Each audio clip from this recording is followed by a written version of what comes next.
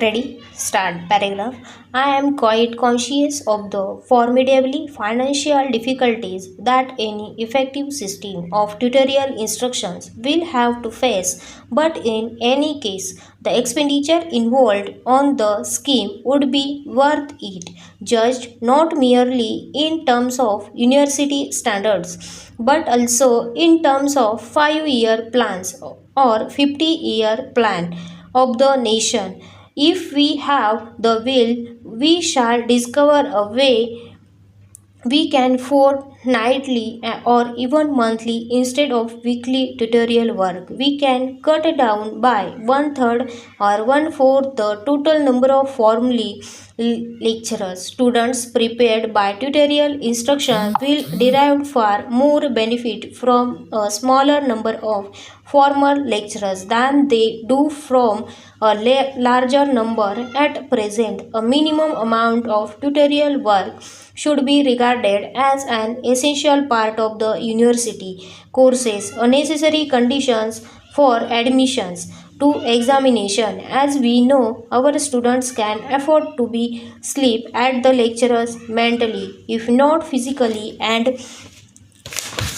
the system does not entirely preclude the possibility of the lecturers themselves sometimes tending to be sleepy, or at least they are remaining safely cut off from the fresh currents of word thought on the subjects they teach their students. In tutorial classes, however, students have to apply their minds energetically and be prepared to meet the points raised in the discussion with their teacher. Similarly, it will be a great encouragement to our teachers to prepare themselves thoroughly before they face their more intelligent students at tutorial work run on the right lines and with the requisite degree of vigor.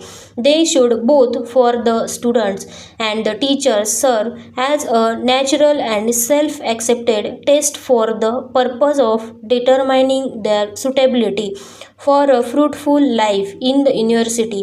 The system should contribute effectively to the solution of the problem of quality as well as the problem of number in the university's success at a university examination should then be expected as a rule and not as a gamble on organized system of tutorial work should help to build up that seriousness of purpose, that singleness of devotion which we both teachers and students need today in measure, but the charm of study which attracted thousands of to portals of the universities in the past seems to be fading. Thousands are still attracted to universities today, but often for other reason, if for no other reason than for the reason that there is no other place where they can reasonably stay on for some years. The situation is not